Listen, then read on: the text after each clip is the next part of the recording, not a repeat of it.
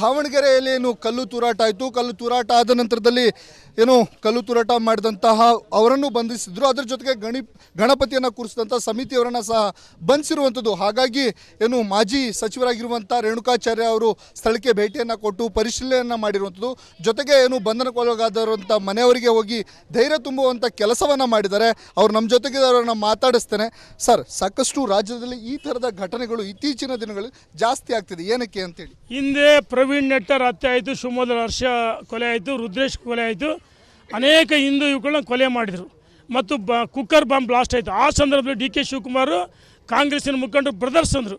ಇವರ ಹೇಳಿಕೆಗಳು ಅವರಿಗೆ ಪ್ರಚೋದನೆ ಕೊಟ್ಟಂಗತ್ತೆ. ಹಿಂದೆ 2013-18ರವರೆಗೂ ಅವ್ರ ಮೇಲೆ ಆಗಿರ್ತಕ್ಕಂಥ ಮೊಕದ್ದಮೆಗಳು PFI ಇರ್ಬೋದು, STP ಇರ್ಬೋದು, ಕಾರ್ಯಕರ್ತರ ಮೇಲೆ ಆಗಿರ್ತಕ್ಕಂಥ ಮೊಕದ್ದಮೆಗಳು ವಾಪಸ್ ಪಡೆದ್ರು.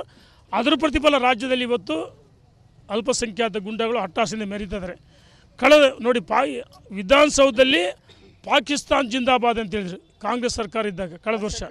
ಅವ್ರಿಗೆ ಕುಮ್ಮಕ್ಕು ಕೊಟ್ಟರು, ಅವ್ರನ್ನ ಬಂಧಿಸಲಿಲ್ಲ.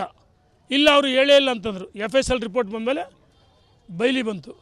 ಕಳೆದ ವರ್ಷ ಅನುಮತಿ ಜಯಿಸಿದ್ರು ಕೆರೆಗೋಡಿನಲ್ಲಿ, ಅದು ಒಂದು ಪ್ರೇರಣೆ. ಕುಕ್ಕರ್ ಬ್ಲಾಸ್ಟ್ ಆದ್ರನ್ನ ಬ್ರದರ್ಸ್ ಅಂದರು. ಹುಬ್ಬಳ್ಳಿಯಲ್ಲಿ ಪೊಲೀಸ್ ಠಾಣೆ ಮೇಲೆ ಕಲ್ಲೆಸೆದ್ರು, ಅಂಥವ್ರನ್ನ ಬ್ರದರ್ಸ್ ಅಂದ್ರೆ ಈ ಸರ್ಕಾರ, ಕಾಂಗ್ರೆಸ್ಸಿನ ಮುಖಂಡರುಗಳು. ವೋಟ್ ಬ್ಯಾಂಕ್ ರಾಜಕಾರಣದ ಪ್ರತಿಫಲ ಇವತ್ತು ಅಲ್ಪಸಂಖ್ಯಾತ ಗುಂಡಗಳು ಹಟ್ಟಾಸೆಯಿಂದ ಮೆರೀತಿದ್ದಾರೆ. ನಾವು ಹೇಳ್ತಿದ್ದೀವಿ, ವೋಟ್ ಬ್ಯಾಂಕ್ ರಾಜಕಾರಣ ನಮಗೆ ಬೇಕಲ್ಲ. ಹಿಂದೂ, ಮುಸಲ್ಮಾನ್, ಕ್ರೈಸ್ತು ಭಾರತ ಮಾತೆಯ ಮಕ್ಕಳ ಸಾಬಾಳಿಂದ ಬಾಳ್ಬೇಕಂತ ಹೇಳ್ತಕ್ಕಂಥವ್ರು ಇವತ್ತು ನಾವು ಒತ್ತಾಯ. ಸಮಗ್ರ ಭಾರತ ಮಾತೆಯ ಮಕ್ಕಳು.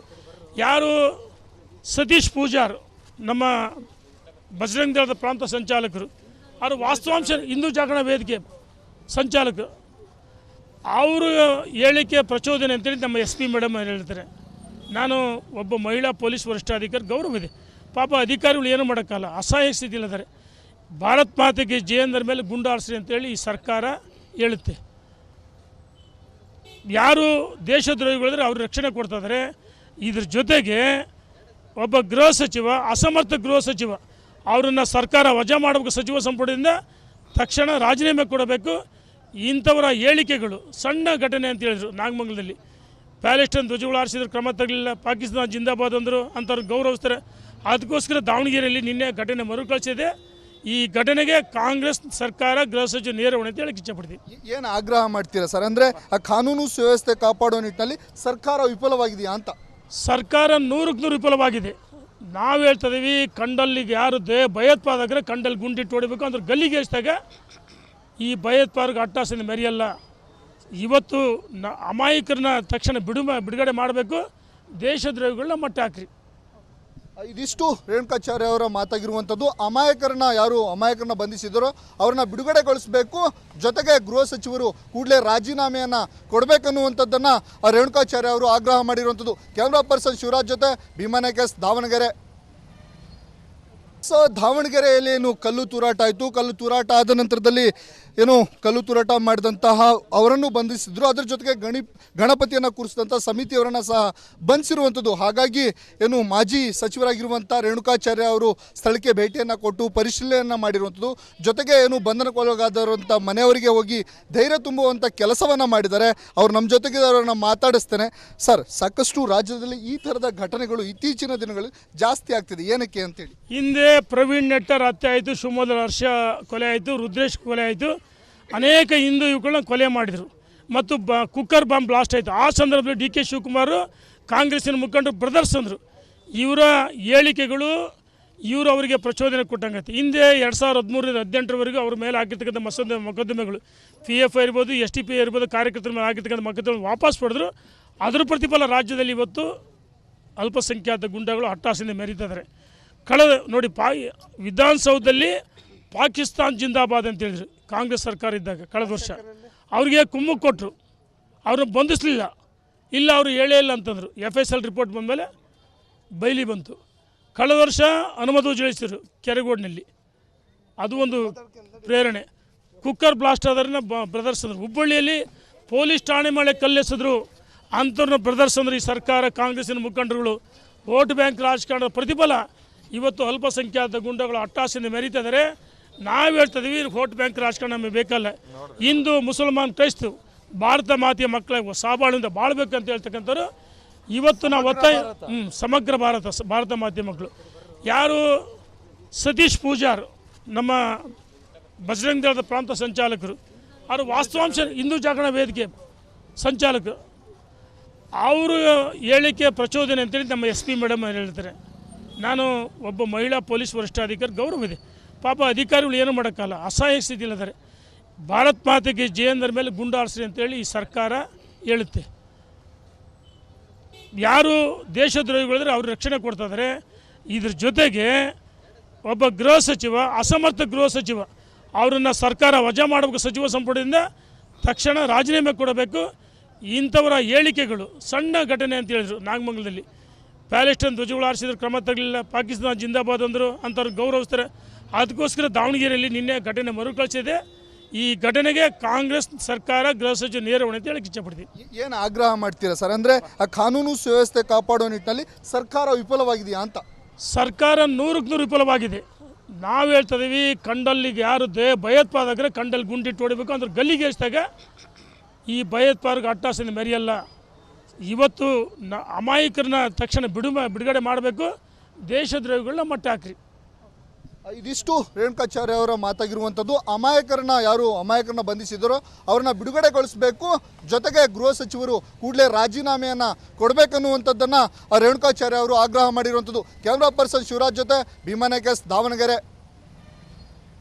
ಸೊ ದಾವಣಗೆರೆಯಲ್ಲಿ ಏನು ಕಲ್ಲು ತೂರಾಟ ಆಯಿತು, ಕಲ್ಲು ತೂರಾಟ ಆದ ನಂತರದಲ್ಲಿ ಕಲ್ಲು ತೂರಾಟ ಮಾಡಿದಂತಹ ಅವರನ್ನು ಬಂಧಿಸಿದ್ರು. ಅದರ ಜೊತೆಗೆ ಗಣಪತಿಯನ್ನು ಕೂರಿಸಿದಂಥ ಸಮಿತಿಯವರನ್ನು ಸಹ ಬಂಧಿಸಿರುವಂಥದ್ದು. ಹಾಗಾಗಿ ಮಾಜಿ ಸಚಿವರಾಗಿರುವಂಥ ರೇಣುಕಾಚಾರ್ಯ ಅವರು ಸ್ಥಳಕ್ಕೆ ಭೇಟಿಯನ್ನು ಕೊಟ್ಟು ಪರಿಶೀಲನೆಯನ್ನು ಮಾಡಿರುವಂಥದ್ದು. ಜೊತೆಗೆ ಬಂಧನಕ್ಕೊಳಗಾದರಂಥ ಮನೆಯವರಿಗೆ ಹೋಗಿ ಧೈರ್ಯ ತುಂಬುವಂಥ ಕೆಲಸವನ್ನು ಮಾಡಿದ್ದಾರೆ. ಅವರು ನಮ್ಮ ಜೊತೆಗೆ ಅವರನ್ನು ಮಾತಾಡಿಸ್ತೇನೆ. ಸರ್, ಸಾಕಷ್ಟು ರಾಜ್ಯದಲ್ಲಿ ಈ ಥರದ ಘಟನೆಗಳು ಇತ್ತೀಚಿನ ದಿನಗಳಲ್ಲಿ ಜಾಸ್ತಿ ಆಗ್ತಿದೆ, ಏನಕ್ಕೆ ಅಂತೇಳಿ? ಹಿಂದೆ ಪ್ರವೀಣ್ ನೆಟ್ಟರ್ ಹತ್ಯೆ ಆಯಿತು, ಶಿವಮೊಗ್ಗದ ಹರ್ಷ ಕೊಲೆ ಆಯಿತು, ರುದ್ರೇಶ್ ಕೊಲೆ ಆಯಿತು, ಅನೇಕ ಹಿಂದೂ ಯುವಕಗಳನ್ನ ಕೊಲೆ ಮಾಡಿದರು. ಮತ್ತು ಕುಕ್ಕರ್ ಬಾಂಬ್ ಬ್ಲಾಸ್ಟ್ ಆಯಿತು. ಆ ಸಂದರ್ಭದಲ್ಲಿ ಡಿ ಕೆ ಶಿವಕುಮಾರ್ ಕಾಂಗ್ರೆಸ್ಸಿನ ಮುಖಂಡರು ಬ್ರದರ್ಸ್ ಅಂದರು.